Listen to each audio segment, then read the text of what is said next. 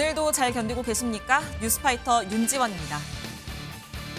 이 도박과 마약은 반드시 사라져야 할 사회악이라고 목소리 높여서 말하는 정치권에서 요즘 틈만 나면 도박을 하고 있습니다. 내 자리 걸라고? 콜, 그거 받을 테니 너도 걸어라. 속으론 이렇게 말하겠죠. 쫄리면 다이 하든가. 영화 타짜의 대사인지 정치인들이 하는 말인지 구분이 안 갑니다. 여당이고 야당이고 틈만 나면 무언가를 걸고 있습니다. 이렇게까지 욕먹으면서도 집착하는 이유. 어쩌면 정치는 마약과도 같은 거 아닐까요? 2월 6일 금요일입니다. MBN 뉴스파이터 60초 후에 힘차게 달려보겠습니다.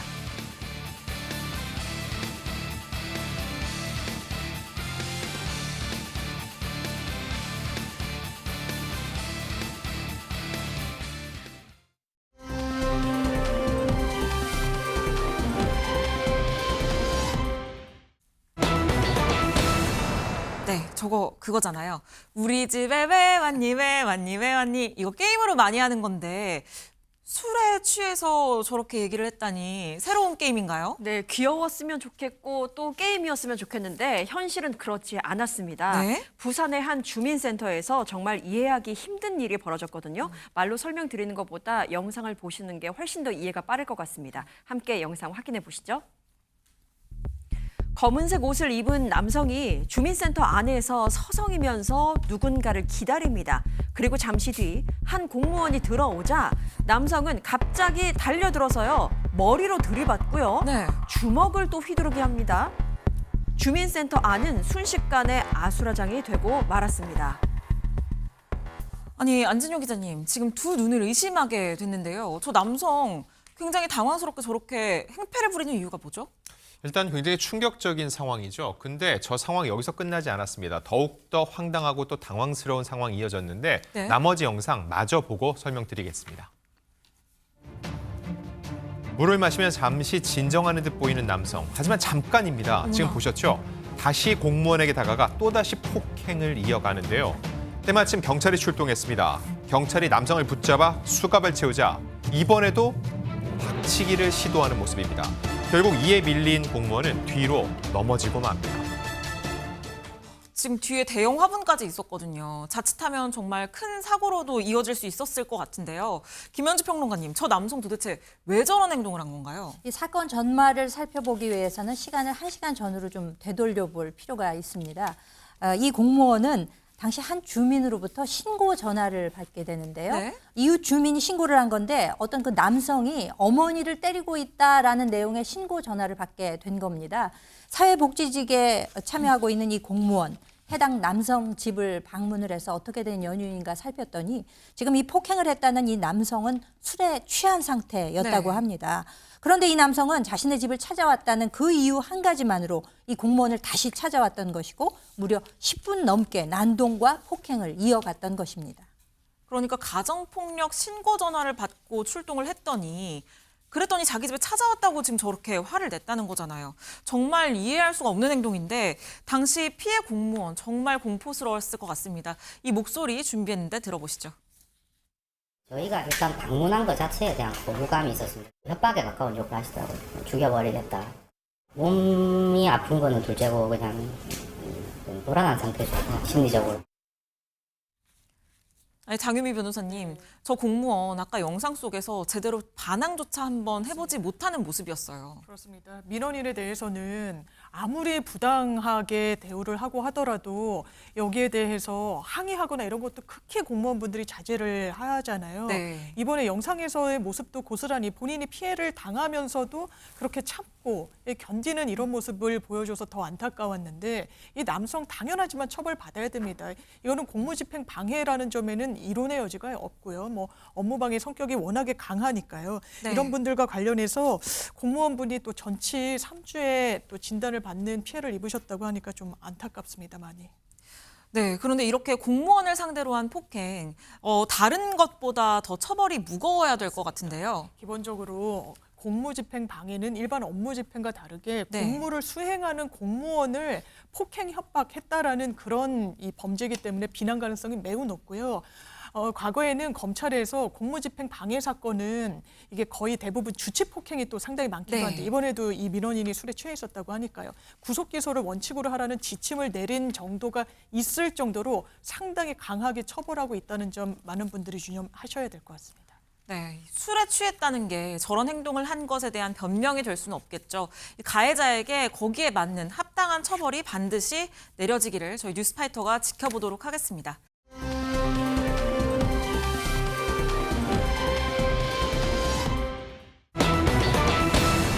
네, 온몸을 던져서 막았는데 보상은 막막하다. 안진용 기자님, 뭘 막았길래 저렇게 보상을 받아야 된다는 건지 궁금한데요. 내 입장에서 선의를 펼쳤는데 그로 인해 내가 피해만 본다면 과연 누가 희생을 할까라는 생각이 드는 그런 네. 사건인데 지금부터 설명드리겠습니다. 지난달 24일 오전 7시쯤이었습니다. 일산 서구에서 도로에서 운전자 없이 홀로 다니는 화물차 한 대가 발견됐는데 이를 본 한 남성이 이를 막기 위해 달려든 겁니다. 영상 보면서 나머지 설명드리겠습니다. 비상등을 켠 화물차가 운전자 없이 서서히 움직이자 한 남성이 다가갑니다. 그리고 차를 멈추기 위해 재빨리 운전석으로 들어가자 내리막길에 접어들며 속도가 붙기 시작합니다. 뒤늦게 이를 본 차주도 황급히 화물차 뒤를 쫓고 있죠. 이렇게 골목길로 들어선 화물차는 이제는 눈길에 미끄러져 불은 뒤에야 멈춰 섰습니다. 온몸을 던져 막은 이 남성은 이 과정에서 차량 밖으로 튕겨 나오는 사고를 당했습니다. 아니 그러니까 처음에 저 화물차가 저렇게 움직이는 저 순간에 저 화물차 운전석에는 운전자가 타고 있지 않았다는 거잖아요. 최진봉 교수님, 네.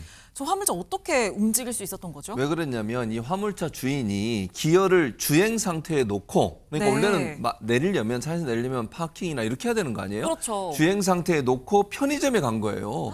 그 사이에 저 차는 주행 상태로 놔뒀으니까 화물차가 움직이기 시작했고 화물차 혼자 100m 가량을 주행을 했던 겁니다. 네. 그걸 이 근처에서 반찬 가게를 하셨던 60대 남성이 보게 된 거예요. 네. 그래서 위험하잖아요. 저게 네. 내리막길이거든요. 지금 그리고 저렇게 또 지금 화면을 보면 네. 눈이 주변에 굉장히 많이 맞아요. 있잖아요. 눈 온 지 얼마 안 된 상황인 것 같거든요. 도로도 그러니까요. 좀 얼어 있을 것 같고요. 맞아요. 그런 상황에 저게 그냥 가면 충돌이 될 수도 있고 누가 길 가다가 다칠 수도 있는 거 네. 아니겠어요?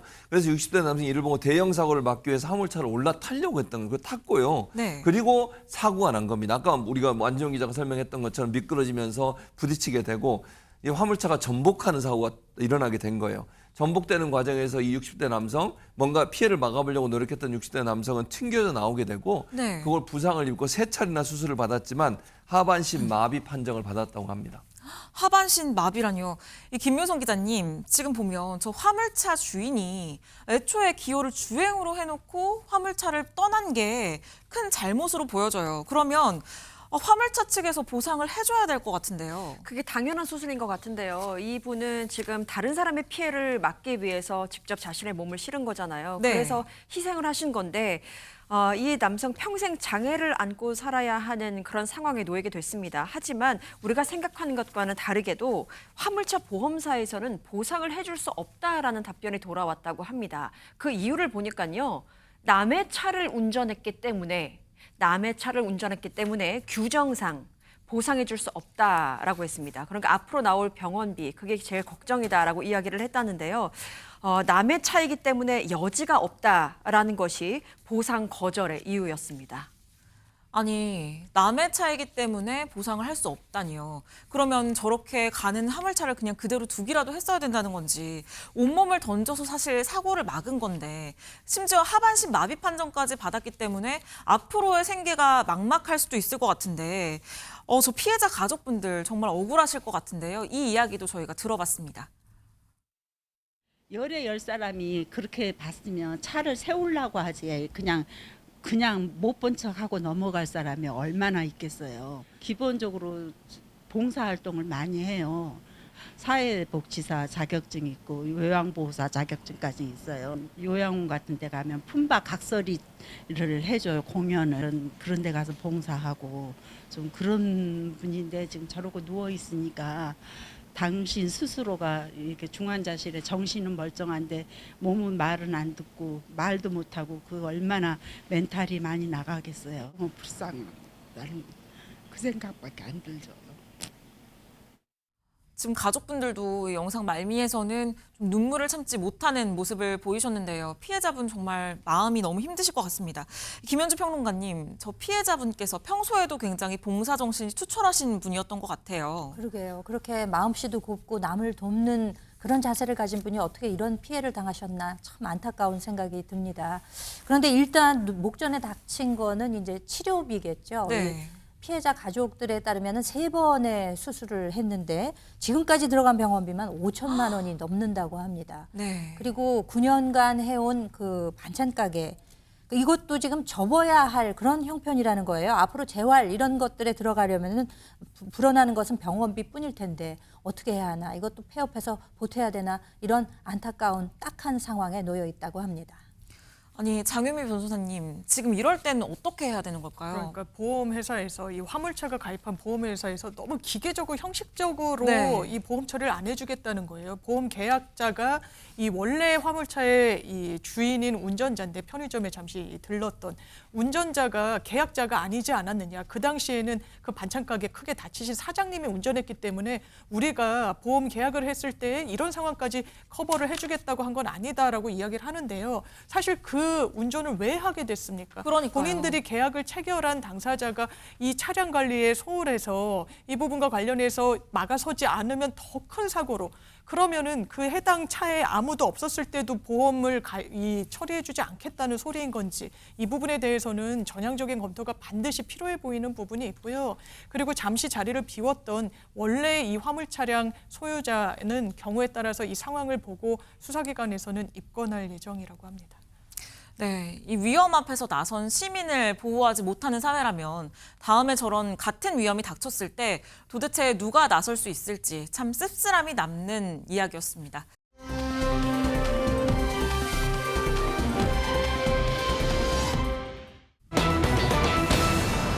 네, 트로트 가수 송별이의 행사 거절 사연.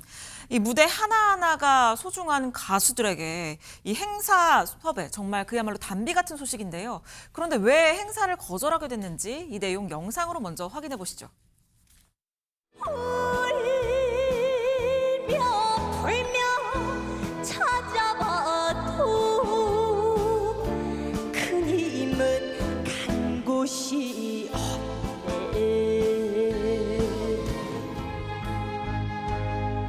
가는 세월 바람 타고 흘러가는 저 구름아 수많은 사연 담아 가는 곳이 어디매냐 고중공벌 한 번 하면 2,000원 정도 받는데. 배달! 갈게요.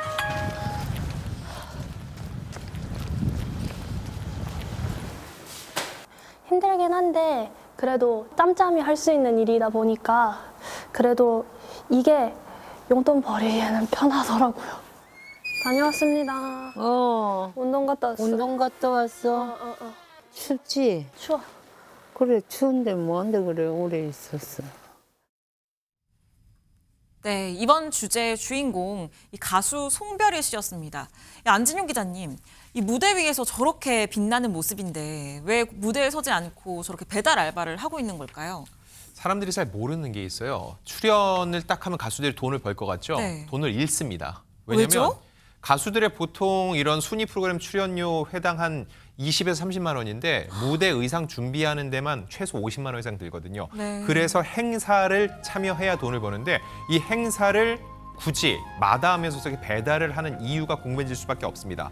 그 이유는 저 송별 씨가 너무 일찍부터 포기하는 법을 배웠기 때문이죠. 네. 무슨 말씀이냐면 송별 씨는 올해 21살인데 벌써 인생을 절반 넘게 무대 위에서 살았어요. 이분이 6살에 데뷔해서 지금까지 무려 24장의 앨범을 낸 천재 트로트 소녀였기 때문이죠. 네. 그런데 지금은 효녀 가수라고 불리고 있는데 추운 날씨에도 저렇게 열심히 아르바이트를 뛰고 와서 방금 어머니 하는 얘기 들으셨죠? 운동하고 왔어라고 얘기를 하는 모습입니다. 그리고 어머니 지금 보시는 것처럼 몸이 좋지 않습니다. 네. 그래서 항상 곁에서 극진히 간호를 하는 효심을 보여주고 있는데 어머니 곁을 떠날 수 없기 때문에 이런 행사가 들어와도 멀리까지 가기가 힘든 상황이라는 거죠. 근데 더욱더 안타까운 사연이 있습니다.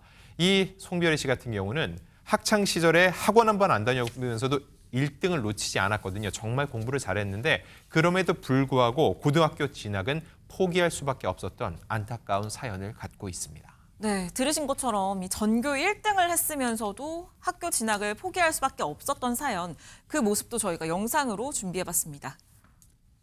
이것도 상, 이것도 상, 뭐 이것도 상. 중학교 때 3학년 동안 전교 2등 딱 한 번 했고 전체 다 전교 1등 했어요. 고등학교 과정은 검정고시로 혼자 독하게 해서 그것도 수석했어요. 아파트 같은 거 짓잖아요. 그 아파트 전부 맡아가지고 이제 도배 공사하고 그럴 때 돈을 좀 잘 벌었던 것 같아요. 그래 아파서 가정이 다 망가졌어. 나 때문에. 네, 이 송별이 씨 명석함에 이 성실함까지 갖춘 것 같아요. 고등학교는 진학하지 않았지만 이 수석으로 지금 검정고시를 통과를 했다고 하는데 김묘성 기자님, 어머님께서 말미에 울먹이시기도 했어요. 미안함이 있는 것 같은데요. 네, 일단 내 딸이 자신의 시간을 포기하고 내 옆에서 나를 보필하고 있다라는 사실만으로도 정말 어머니로서 마음이 미어질 것 같은데요. 사실 이 송별이 씨네 가족은 남들 못지않게 단란했던 아무 문제 없었던 그런 가정이었다고 합니다. 그런데 어느 날 약물 알레르기로 혼수 상태에 빠진 엄마 때문에 네. 그 집안 경제가 파산 지경에 이르게 됐고요. 그리고 어머니가 낙상 사고로 인해서 또 척추 골절로 이어졌다고 합니다. 꼼짝도 할 수 없는 상황이 벌어지면서 결국 엄마를 돌보기 위해서 송별이 씨가 학교를 그만둬야 했던 상황이라고 전해지고 있고요. 그런데 여기서 또 엎친 데 덮친 격입니다.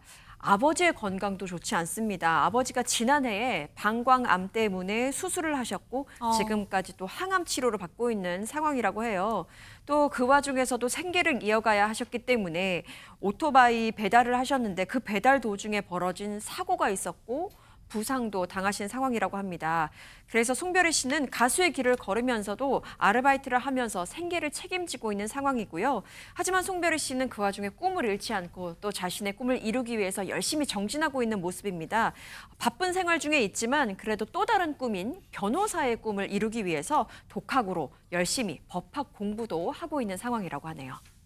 네, 김현주 평론가님, 어쩔 수 없는 상황이라는 건 이해가 되지만 좀 너무 한꺼번에 이 많은 불행이 닥치다 보니까 좀 세상에 대한 원망, 부모님에 대한 원망이 있을 수도 있을 것 같아요. 근데 앞서서도 보셨지만 본인이 알바를 하고 와서도, 그러니까 배달 네. 일을 하고 와서도 운동하고 왔다라고 이야기하는 걸로 봐서는 그 마음 씀씀이가 어떨지 우리가 상상이 되잖아요. 그렇죠. 그렇기 때문에 뭐 세상에 대한 원망 이런 것보다는 그것을 본인은 슬픔이다 이렇게 아마 이해를 하고 있는 모양입니다. 그러니까 아무래도 송별이 씨도 꿈꿔왔던 것들이 있을 거 아니에요. 아직도 나이가 어리기 때문에. 네, 그렇지만 21살. 그렇죠. 그렇지만 상황 때문에 어느 정도씩은 포기할 수밖에 없다. 그런 걸 알면서도 슬픈 감정은 아마 속일 수는 없었던 것 같아요. 그래서 공부를 그렇게 잘함에도 불구하고 학업 그만둘 때도 선생님들이 많이 말리셨대요. 이 학창 시절이 없어지는 거라는 건 정말 인생에 있어서 어느 부분이 문득 없어지는 거잖아요. 굉장히 슬픈 일일 수 있다라는 조언을 선생님들께서 하셨음에도 불구하고 그래도 정말 어쩔 수 없는 부분이 있다라고 본인은 아마 느꼈던 것 같습니다. 그렇기 때문에 그 학업 생활을 일단 그만두고 본인이 학교 관둔 것에 대해서는 마음을 좀 다잡았던 것 같아요. 그래서 어릴 때부터 좀 포기하는 거를 좀 익숙하게 해오면서 나도 뭐 꿈이 없었겠느냐. 그렇지만 어쩔 수 없이 현실의 벽에서 그걸 항상 부러뜨리면서 살아왔다라고 얘기를 했는데 그럼에도 송별이 씨 마음이 참 고운 게 이 세상에 불공평하다 뭐 이렇게 생각할 법도 하지만 그렇게 생각을 하지 않고 각자 살면서 가지고 있는 슬픔, 어려움 이런 것들이 다 종류가 다를 뿐이다. 이렇게 본인 속으로 사귀고 있는 것 같아요. 네, 이제 시청자 여러분들도 왜 송별이 씨가 행사를 거절할 수밖에 없는지 그 이유에 대해서 이해를 하셨을 것 같은데요. 이어서 송별이 씨 이야기 영상으로 확인해 보시죠. 2월 6일이에요. 몇 시예요? 몇 시예요? 이걸로 안 돼, 엄마. 안 돼? 투석하잖아. 아, 된다고 하네요. 아니, 근데 그날 못 가잖아. 왜 못 가? 투석할 때 같이 가야 되잖아. 그날 안 오는데. 아, 어떻게든 갈게. 걱정 마. 아? 앉아봐. 응. 너 행사 갈 거야, 안 갈 거야? 이번엔 하지 마, 진짜. 엄마 병원 가는 날에는 나한테 물어보고 간다고 하든지 그날은 좀 힘들어요. 얘기하면 되잖아. 그게 뭐 그렇게 어렵다고 그래. 난 어려워. 나도 나 혼자 행사 가는 거 어려워. 그러면 엄마가 그냥 요양병원에 들어가 버릴까? 왜 그 병원에 들어가 갑자기? 아, 그래야지 딸내미 앞길을 안 막지. 요양병원 나 들어가서 때문에 뭐 못 간다 그러고 그러는데 네, 최진봉 교수님 얼마나 효심이 깊은지 매 순간 본인보다 어머니가 더 먼저인 것 같아요. 그러니까요. 좀 모르겠습니다. 요즘 젊은 세대들도 뭐 그런 분도 많겠지만 송별이 씨를 보면서 참 요즘 청년답지 않다라는 생각을 네. 많이 했어요. 자기의 성공을 위해서 가족이 좀 희생하더라도 그 성공을 위해서 또 자기가 하는 일을 할 수도 있잖아요. 네. 근데 행사가 들어왔는데 엄마 투석하는 날이니까 난 거기 가야 된다. 나 행사 못 한다. 이렇게 하기가 쉽지 않아요. 왜냐하면 사람들은 누구나 성공하기 원하고 그걸 또 예를 들면 내가 행사에 가서 돈을 벌어서 엄마를 도와주는 게 맞지라고 생각할 수도 있거든요. 근데 송별이 씨의 마음은 그게 아니라 엄마가 투석하러 가는데 그 얼마나 힘듭니까? 투석이라는 게 엄청 힘들잖아요. 네. 그 옆을 지키고 싶은 이 딸의 마음. 또 엄마는 자기 때문에 딸이 그렇게 성공하지 못하고 내가 걸림돌이 되는 게 아닌가 하는 아픔이 있을 수밖에 없어요. 저는 저 두 사람의 마음이 다 이해가 돼요. 그 마음이 정말 진심이라고 생각하고요. 그러니까 이제 송별이 씨는 언제나 가족 생각뿐인 거죠. 제가 볼 땐 그래요. 엄마를 위해서라면 내 성공도 포기할 수 있다는 마음이라는 생각이 들어서 좀 안타깝다는 생각도 들고 짠하다는 생각도 들고 기특하다는 생각도 듭니다. 네. 근데 사실 이 송별이 씨 어머님도 가수가 꿈이었대요. 근데 집안의 반대로 가수가 될 수 없어서 엄마를 위한 깜짝 이벤트도 준비할 만큼 어머니에 대한 생각이 많이 하는데 미래를 그릴 때는 늘 가족이 먼저 생각난다고 그렇게 얘기하면서 이런 얘기를 했어요. 언젠가 꼭 성공해서 제주도에 멋진 집을 지어서 부모님과 함께 살고 싶다. 셋이 오붓하게 외출도 하고 싶다. 이런 글을 남겼습니다. 네, 송별이 씨 어린 나이부터 이 포기하는 걸 먼저 배웠다는 게 정말 마음이 저도 너무 아픈데요. 이번에는 이 변호사의 꿈 절대 포기하지 마시고 이 제주도에서 새 가족 오붓하게 사시는 꿈도 꼭 이루실 수 있기를 저희 뉴스파이터가 응원하겠습니다.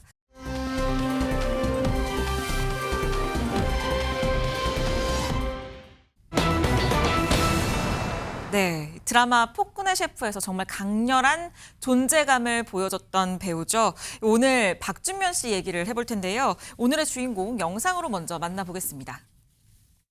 김이상궁을 맛있게 먹었는데 그게 또 화제가 돼가지고 얼마 전에 상도 받고 그걸로.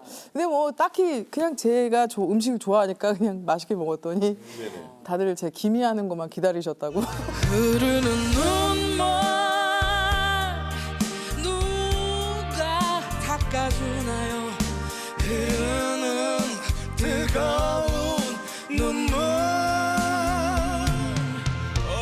오가는 저 많은 사람들 누가 내 곁에 와줄까요?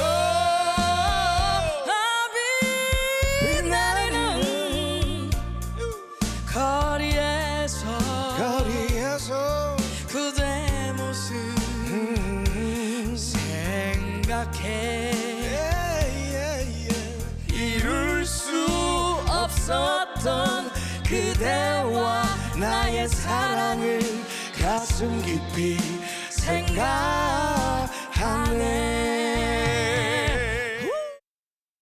네, 조재즈 씨와의 듀엣에서 정말 엄청난 이 노래 실력을 보여주셨는데요.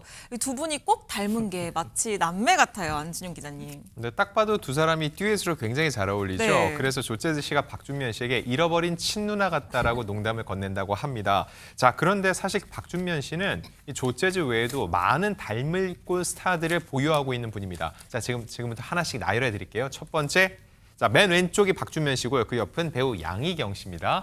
그리고 그 옆은 가수 BMK 씨고요. 자, 여기까지 여성분인데 맨 오른쪽 남성분이 한 분 계시네요. 배우 박삼면 씨와도 인매라든지 웃는 얼굴이 꽤 많이 닮아서 닮은 꼴로 자주 언급되고 있습니다. 네, 그런데 이렇게 닮은 꼴 말고도 화제가 되고 있는 게 있다고요, 장유미 변호사님. 네, 바로 결혼 얘기입니다. 박준면 씨는 지난 2015년도에 자신을 인터뷰하러 왔던 기자 정진영 씨와 인연을 맺어 부부가 됐는데요. 상당히 로맨틱한 스토리로 결혼에 꼴이 난 것 같은데 두 사람 나이 차는 5살이라고 합니다. 박준면 씨가 연상이고요. 이 두 사람 결혼 올해로 10년 차에 접어드는 알콩달콩한 사실 신혼 같은 결혼 생활을 계속 이어가고 있다고 합니다. 네, 이 두 사람 만난 계기도 특별하지만 결혼 생활은 더 특별하다고 하는데요. 이 얘기도 영상으로 만나보시죠. 아니 근데 그 극적으로 결혼했다는 얘기 들었는데. 그러니까 인터뷰를 하고 이제 밥을 한 3번 먹었는데 제가 이제 술 먹고 좀 그랬어요. 제가 뽀뽀를 했어요. 잠깐 몇 번 만났을 때. 잠깐 몇 번 만났을 때. 이게 첫 만남인지 모르겠다. 아무튼 술이 취해가지고 뭔지 알잖아요. 몰라 나는 알고 싶지 않아. 나는 그런 실수는 두 번 하고 싶지 않아. 그리고 이제 벌이가 또 서로 다르잖아요. 요 관리는 또 누가 하는지 한번. 저희는 예. 지금 남편이 벌이가 없어요. 돈을 못 벌어요. 네네네. 그러니까 말하자면 지금 남편은 제가 돈을 다 맡겨요. 제 수입을 다 맡기고 관리를? 남편한테 이제 그렇게 살지 마. 그렇게 살지 말아요? 위험해. 그래요? 알았어. 나는 가만히. 네, 김주아 앵커께서 그렇게 살지 말라고 위험하다고 경고를 해주셨어요. 김현지 평론가님은 어떻게 보셨나요? 글쎄 이분 웃고 있는데 속마음은 어땠을지 생각하게 되는데요. 근데 요즘에 보게 되면은 그 사회적으로 이슈가 되는 일들이 꽤 있죠. 네. 유명인들이 그 친족 간 재산 문제로 인해서 법정 다툼을 벌이는 경우도 왕왕 있습니다. 부부간의 신뢰를 바탕으로 해서 뭐 전적으로 수입을 맡기는 거 뭐 네. 참 보기는 좋은데요. 그렇지만 장기적인 관점에서 볼 때 아무리 수입을 관리한다 하더라도 보다 명확하게 좀 선을 긋는 그런 자세도 좀 필요하지 않을까 감히 말씀드려 봅니다. 제가 한 말씀 드리면 네. 제 후배 기자랑 결혼을 했거든요. 그래서 박준면 씨 정말 그 회식 때 와서 아까 그 노래 실력 보셨죠? 네. 마지막까지 노래방까지 가서 남편의 길을 살려주는 정말 대단한 아내라 볼 수 있고요. 몇 가지 제가 근데 사실관계는 확인해 드릴게요. 아까 뽀뽀를 했다고 그랬는데 첫 만남인지 모르겠다고 했는데 네, 첫 만남 때 맞습니다. 네, 말씀드리고 이거는 정진영 기자가 직접 얘기를 해준 네. 거고 아까 그리고 지금 남편이 벌이가 없어요. 이거 기자 생활이 너무 박봉이구나 이거 아니라 정진영 기자는 지금은 기자는 그만뒀고 전직 작가로 살아가고 있고 이미 작가시군요. 유명한 드라마를 몇 편 썼습니다. 대신 지금은 이 드라마가 방영되지 않는 시기이기 때문에 요즘은 벌이가 없는 게 맞거든요. 네, 그리고 박준면 씨가 맡긴다고 하잖아요. 자기가 네. 번 돈은. 그거는 그만큼 성실한 친구라는 방증이라는 거 다시 한번 말씀드리고 싶습니다. 네, 결혼의 밑바탕에 있는 끈끈한 신뢰를 보여주신 것 같은데요. 이 박준면 씨 지금까지 악역은 한 번도 해본 적이 없다고 합니다. 다음 작품에서는 또 악역으로 멋지게 만나보는 거 어떨지 저희가 기대해 보겠습니다.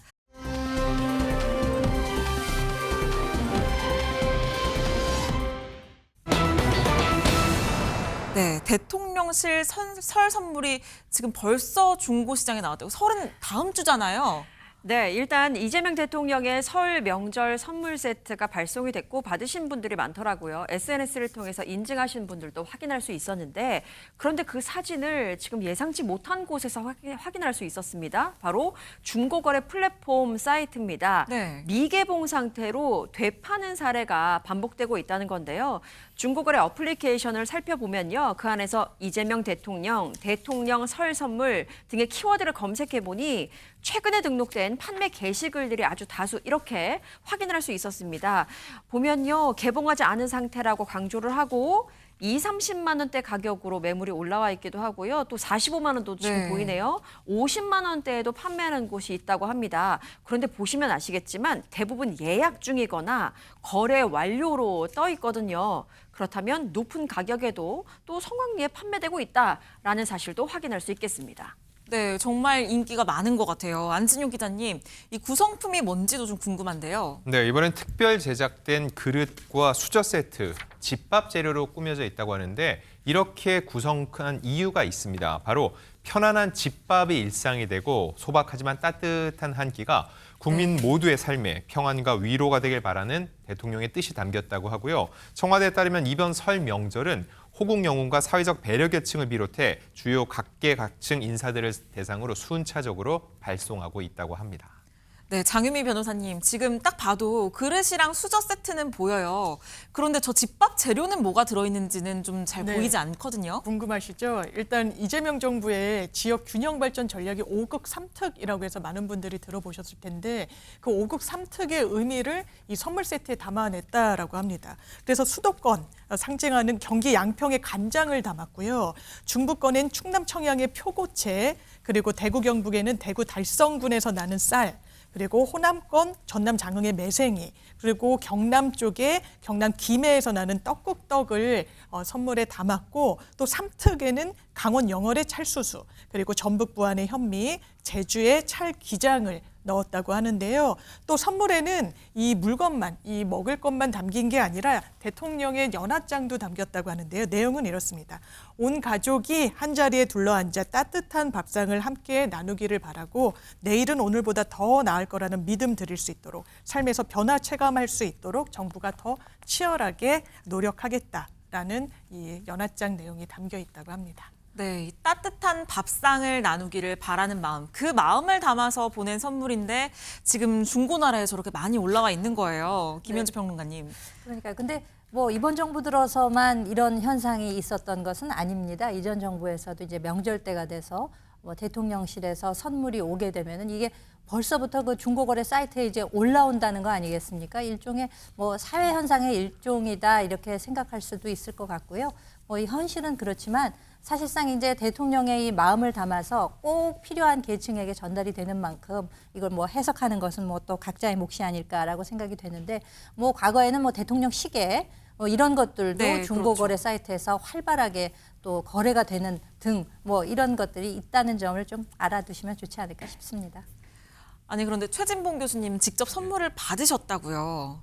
그런데 네. 저렇게 수십만 원 주고 선물을 사는 그 사람들의 심리를 뭐 이해가 안 되시겠지만 저는 어떻게 받았으니까. 보시나요? 저도 뭐 어제 받았는데 사실은 이제 저런 선물을 이렇게 중고 시장 이런 데 사고 싶어 하는 분들은 뭐 두 가지가 있을 것 같아요. 첫째는 팬심을 하시는 분도 있을 수 있다고 생각해요. 네. 예를 들면 이재명 대통령에 대한 지지하시는 분들 이런 분들 입장에서는 그래도 청와대라는 곳에 선물을 보냈는데 뭔가 좀 소중하다고 생각하지 않겠어요? 네. 뭐 가격으로 보면 뭐 그렇게 큰 가격은 아닙니다만 그럼에도 불구하고 이게 만들어진 가격 말씀드리는 거예요. 중고 매장에는 뭐 가격이 천차만별이니까요. 근데 그런 걸 뭐지 나도 저걸 좀 받아보고 싶다라고 하는 팬심에서 하시는 분도 있을 것 같고 또는 일부에서는 또 뭐 이런 것도 있지 않겠어요? 뭐 과연 뭐가 있을까라는 어떤 궁금증 이런 것도 저는 어느 정도 작용한다고 생각해요. 근데 그런 부분들이 사실은 이제 중고 매장에서 이걸 사고 싶어 하는 분들이고 아무래도 청와대라고 하는 곳에 대통령의 선물로 보내준 거니까 뭔가 좀 특별할 거라고 생각하는 마음들도 있을 것 같습니다. 이런 부분들이 종합적으로 영향을 미쳐서 아마 중고 시장에서도 매매가 되고 있는 것 같은데 뭐 모르겠습니다. 이제 받으신 분들 입장에서 필요해서 뭐 중고 시장에 내놓을 수는 있겠지만 그래도 받았으면 본인이 쓰는 게 제일 좋지 않을까 하는 개인적인 생각은 있습니다.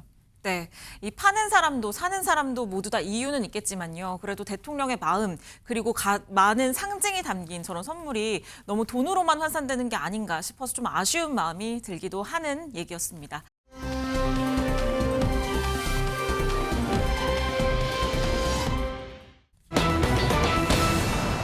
네, 보이긴 하는데 다가갈 수가 없었다. 이 김묘성 기자님, 제목만 봐서는 어떤 사연인지 모르겠어요. 네, 상황이 조금 복잡했습니다. 일단 보이긴 하는데 아주 잘 들여다봐야 하는 상황이었고요. 왜냐하면 칠흑 같은 어둠이었고 산속이었기 때문입니다. 그렇다면 산속이라고 하더라도 시간이 걸리더라도 다가갈 수 있지 않았을까 싶은데 그것도 쉽진 않은 상황이었습니다. 저녁 7시가 넘은 상황, 그러니까 해는 이미 져버린 상황이었겠죠. 전남 해남군 달마산에서 신고 전화가 한 통 걸려왔는데요. 그 내용을 한번 보니까 등산을 왔는데 길을 잃었다라는 내용이었습니다. 그리고 이 신고 전화를 받았기 때문에 등산객을 찾기 위해서 경찰과 소방이 함께 출동을 했거든요. 그 이후의 상황이 영상으로 준비됐습니다. 보시면서 설명드릴게요. 등산객이 있는 달마산으로 향하는 길입니다. 그런데 딱 봐도 불빛 하나 없이 어둠으로 가득하죠. 네. 조난자에게서 전화가 걸려옵니다. 순찰차의 빛이 보인다라는 건데요. 자신이 있는 곳에서 빛을 봤다는 신고자의 전화였습니다. 그런데 문제는 경찰이 이 조난자를 찾기가 쉽지 않은 상황이었습니다. 어디쯤 있는지는 알겠는데, 그리고 보이기는 하는데 어둡고 암벽지대인 탓에 접근하기가 어려운 겁니다. 그리고요, 그 순간에 조난자의 휴대전화가 꺼지고 말았습니다. 아니, 휴대전화가 꺼져버렸다니 그럼 더 찾기가 힘들 것 같은데요, 안진용 기자님. 일단 경찰이 이 조난자 근처까진 갔어요. 근데 이제 시야 확보가 안 되면은 사실 찾으면서 굉장히 위험해질 수가 있는 상황이죠. 통상적으로 이럴 때는 소방 헬기에 요청을 합니다. 도와달라고 하면은 그러면 인양기를 내려서 인원을 구조에 올리는 방식인데 이날 소방 헬기가 가용치 않은 상황이었다는 거죠. 네. 자, 그러자 경찰은 그 다음엔 전남 경찰 항공대에 전화를 했습니다. 경찰 헬기 출동을 요청한 거였는데, 자, 하지만 어두운 상황 속에서 또 무리하게 했다가 또 다른 문제가 야기될 수 있죠. 그래서 이렇게 물었습니다. 여기 수목이 우거져서 착륙할 수 있는 상황은 아닌데 대신 아까 휴대폰이 꺼져서 불빛이 없다고 그랬죠. 그 대신 조명 지원이 가능하냐고 물었습니다. 이에 가능하다고 답변이 돌아와서 곧바로 출동을 했고요. 그 다음 상황은 어떻게 됐는지 저희가 마저 영상으로 보여드리겠습니다. 출동한 경찰 헬기가 열 화상 카메라를 켰습니다. 자, 보이시나요? 경찰이 대략적으로 알려준 위치 주변을 이리저리 돌려보다 그때 빨간 원안 보이시죠? 네. 암벽 틈에 있는 신고자를 발견합니다. 자, 이제 정확한 위치를 확인했으니 구조하러 가야겠죠? 경찰 헬기가 강한 빛을 비춰줍니다. 그리고 경찰관과 소방대원들이 접근할 수 있도록 도왔는데요. 그 결과 지금 보시는 것처럼 조난자를 만날 수 있었고 구조 장비를 활용해 무사히 구조하는 데 성공했습니다. 네, 저렇게 적외선 카메라를 동원해서 그리고 경찰 헬기까지 나서서 지금 구조를 한 상황인데요. 당시 출동했던 경찰관분 이야기 직접 들어보시죠. 해달라. 야간에 어두워서 길도 또 등산로에서 벗어나다 보니까 방향 식별이라든지 조난자까지 가는 것도 어려워서 저희가 바로 출동을 해서 너무 헬기가 또 가까이 가면 위험할 수 있기 때문에 어느 정도 안전한 거리를 저희가 유지하면서 계속 라이트를 비춰서 카메라로 그 일대 수색에서 조난자는 확인했거든요. 영하 정도 됐을 건데 그날 밤에 못 내려왔다면 아마 조금 위험했을 것 같은데 신속하게 구조돼가지고 저희도 정말 다행이고 또 보람을 느꼈습니다. 네, 정말 작게 보이는 저걸 보고 지금 찾아간 거잖아요. 그런데 요즘에도 겨울 산행 나서시는 분들도 굉장히 많거든요. 네. 최진봉 교수님, 네. 저렇게 위험한 상황 누구에게나 닥칠 수 있는 거잖아요. 당연히 그럴 수 있죠. 특히 이제 겨울이 되면 날이 좀 일찍 해가 지잖아요. 네. 그러니까 어둠이 빨리 내리니까 시간을 잘 조절해서 가셔야 되고요. 또 하나는 보온이 제일 중요하거든요. 네. 기온차가 크면 밤 되면 이제 엄청나게 추워지니까 이 두 가지를 잘 준비하셔야 되는데 당시도 저 사고가 났던 당시도 1월 17일로 추운 날씨였습니다. 아무래도 해가 지면서 등산로를 벗어나게 됐고 그래서 결국 길을 잃어서 생긴 일이라고 판단이 되는데 다행히 조난자도 상태가 그렇게 건강 상태가 나쁘지 않았다고 네. 그러고요. 그리고 경찰 일가 2시간 동안 저렇게 조명을 비춰줬어요. 그러니까 저 조명을 보고 지금 근처에 있었던 경찰관도 조난자에게 갈 수 있었고 또 소방대원이 좀 더 멀리 떨어져 있었나 봐요. 근데 그 불빛이 계속 하늘에서 비춰주니까 네. 그 방향을 향해 소방대원도 갈 수 있어서 모두 함께 조난자를 잘 만나서 구조할 수 있었다고 하는데 무려 5시간의 노력 끝에 무사히 조난자를 구조했다고 합니다. 네. 그래도 5시간 노력 끝에 구조를 했으니까 정말 다행인데요. 다음에는 정말 큰일이 일어날 수도 있습니다. 그러니까 방송 보시는 분들도 혹시나 산행에 나서신다면 절대 혼자 가시지 말고요. 말씀드린 것처럼 미리미리 이 시간 잘 확인하셔서 일찍 내려오시길 바랍니다.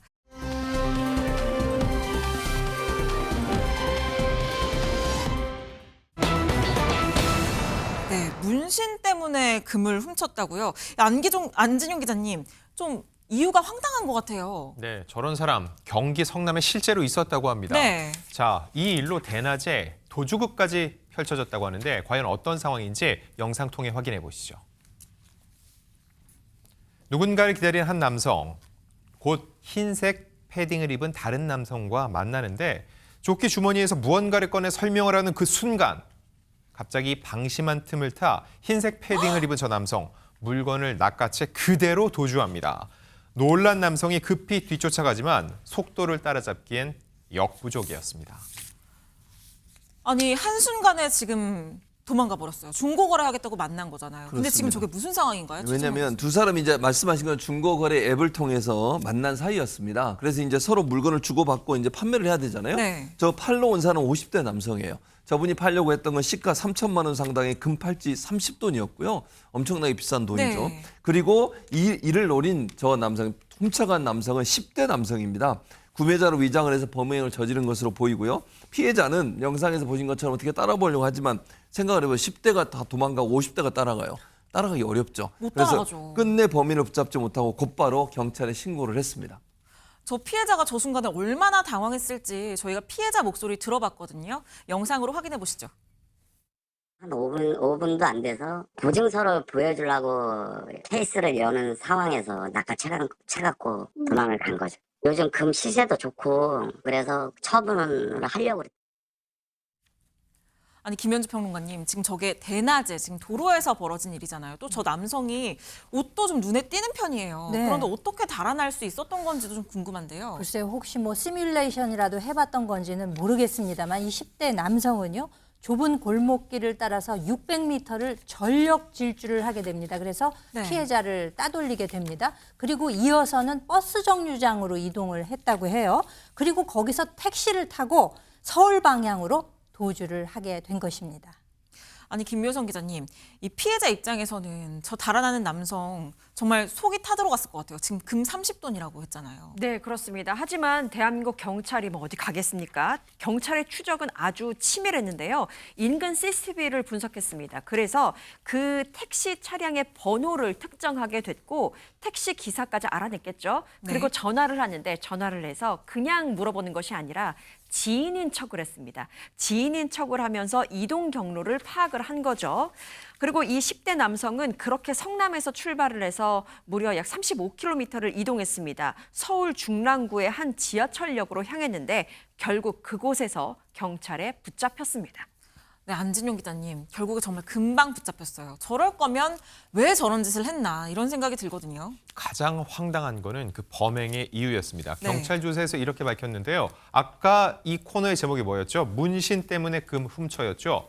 이 얘기 그대로였습니다. 지인에게 돈을 빌려 빚이 있었고 문신을 하고 싶어 범행을 저질렀다고 진술을 한 거죠. 자, 그런데 이 남성, 이 범행이 처음이 아니었던 거죠. 네. 이미 지난달부터 최근까지 2차례나 금을 훔친 범행으로 검거돼 경찰 조사를 받고 있는 상태였다고 합니다. 현재 이 10대 남성 계속 경찰 조사를 받고 있습니다. 장유미 변호사님, 지금 저 10대 남성 반복적으로 범행을 저질러 왔어요. 맞습니다. 그런데 나이가 어리잖아요. 예. 그런 이유로 좀 저희가 감경되거나 그러진 않을까요? 그러니까 10대라고 했을 땐 아무래도 일반 성인과는 좀 다르게 계도 가능성을 염두에 두고 양형에 참작을 해주기도 하는데요. 네. 그런데 계도 가능성이란 건 뭐겠습니까? 이런 유사범죄를 저지르지 않겠다는 건데 동종범죄를 계속해서 저지르고 이것도 횟수가 다수에 이른다면 선처받기는 상당히 어려워 보입니다. 네, 돈이 필요하면 정당하게 벌어야지. 남한테 빌리고 또 빌린 돈을 갚겠다고 절도를 하고 결국에는 몸에 문신을 새기려다가 이 전과만 남은 상황이 된 것 같습니다.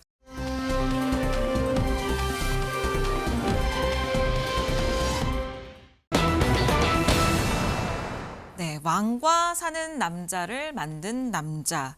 이 김현주 평론가님, 이거 도대체 무슨 얘기인가요? 네, 말 그대로 왕과 사는 남자를 만든 남자가 요즘에 극장가에 수많은 관객들을 불러 모으고 있다고 합니다. 네. 그럼 왕과 사는 남자는 누구인지 혹은 그 남자를 만든 남자는 도대체 누구인지 많이들 궁금하실 텐데요.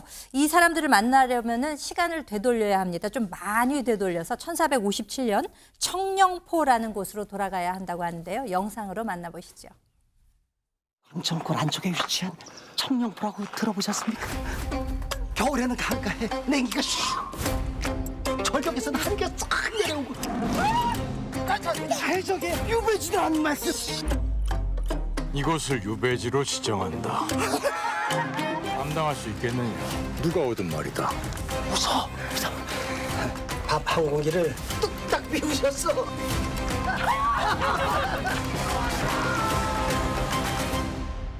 귀양원 양반이 누군지 아십니까? 도상군 이용이에요. 얼마 전까지 이 나라의 왕이었던 사람이요. 도상과 통하는 자는 죽어야 한다. 전하! 이놈이 감히 왕족을 능멸하는가? 출정하라! 더 이상 나로 인해 내가 아끼고 사랑하던 사람들을 잃고 싶지 않다. 저도 그 안에 있습니까? 네, 최진봉 교수님 굉장히 유심히 보셨는데 굉장히 눈에 익은 익숙한 배우들도 많이 나오는 것 같아요. 맞아요. 지금 보시는 것처럼 뭐 지금 유해진 씨 같은 경우에는 네. 뭐 천의 얼굴을 가진 배우잖아요. 근데 영화의 내용을 잠깐 보셨지만 그러니까 본인이 살고 있는 촌장이에요. 자기가 사는 데가 청룡포 마을이라는 얘기를 했잖아요. 아까 김원주 평론가님이 1457년에 청룡포 마을을 유배지로 만들고 싶은 거예요. 그러니까 네. 그 마을이 워낙 낙후돼 있어서 그 마을을 좀 더 활성화시키기 위해서 선택한 게 유배지로 선정되는 것이고 그래서 유배지로 지정이 됐잖아요. 그리고 나서 왕위에 쫓겨나서 유배된 어린 선왕 박지훈 씨가 역할을 맡은 것이죠. 이야기를 담은 영화인데 첫 번째 관람 포인트는요. 단종의 숨은 이야기를 스크린에 담아낸 유일무이한 영화라는 점이에요. 네. 이게 의미가 있고 지금까지 알려지지 않은 조선시대 비문의 왕 단종 있잖아요. 네. 이 단종과 그 주변에 있던 사람들의 이야기를 담아냈다는 점이 눈에 띄는 지점이라고 생각을 합니다. 지금 보니까 이 개봉 이틀째 연속 박스오피스 1위를 달리고 있거든요. 네. 요 추세가 주말까지 이어질 것으로 예상된다고 하는 게 영화계의 평가입니다. 네, 요즘 이 영화계 굉장히 어려움 많이 겪고 있잖아요. 그럼에도 불구하고 장유미 변호사님, 유해진 씨는 흥행 보증수표잖아요. 이번에도 통한 것 같습니다. 그렇습니다. 4천만 배우고요. 흥행 보증수표로 통하는 배우죠. 바로 유해진 씨인데 이 영화의 두 번째 관람 포인트가 바로 이 왕가 사는 남자에서만 볼 수 있는 여러 명배우들입니다. 유해진 배우를 비롯해서 박지훈, 유지태, 전미도 등 믿고 보는 배우들의 빛나는 앙상블이 또 영화를 상당히 또 흥행으로 가게 했는데요. 유해진 씨를 캐스팅한 건 바로 이 영화의 감독인 장항준 감독입니다. 장편 연출작 라이터를 켜라 2002년도 작품인데요. 그때부터 인연을 이어오고 있는 20년 지기 친구라고 하고요. 사실 이 장항준 감독의 이 배우자인 김은희 작가 그리고 무명 시절의 유해진 배우가 사실 장항준 감독의 집에서 상당히 자주 어울렸었는데 그때는 장항준 감독님이 제일 잘 나가는 셀럽이었는데 지금은 역전됐다라고 또 쓴웃음을 짓기도 했는데요. 이 영화에 출연한 다른 배우들도 상당히 화제입니다. 영월군수 역의 박지환 배우 그리고 노릇골 총장 역의 안재용 씨도 특별 출연으로 눈길을 끌었는데요. 3년 전 이 장항준 감독과 영화에서 인연을 맺고 지금까지 이어져 오고 있다고 합니다.